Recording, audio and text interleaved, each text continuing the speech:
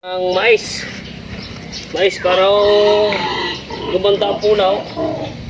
Tatapos talaga natin ang abunaw pataba patabahaw. Kaya ilang buwan pa lang saktong naulan na, kaya talaga natin ang abunaw. Ganaw, ilalagay ko yung sa may puno. Huwag nyo nung tatamaan lang yung puno at baka mamatay ang mais. Hello. Grabe yung gaganda. Grabe yung gaganda ng sibaw. Tingnan naman. Ay. Pareho. Ito ang tinatawag na abunaw. Ito ang tinatawag na abunaw. At ating lalagyan ng mais. Ay.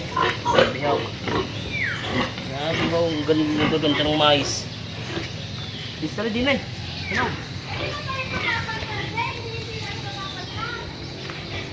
Grabe yung gaganda ng mais. Huwag yung tatamaan ng puno, baka mamatay. Huwag yung tatamaan ng puno, baka mamatay. Ayun naman ako. Ay, gaganda ko ng sibaw. Ilang oras na? Istan na. 22. Ha? 23.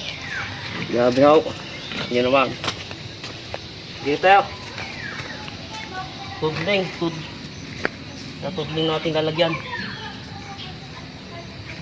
Ayan. Hunog.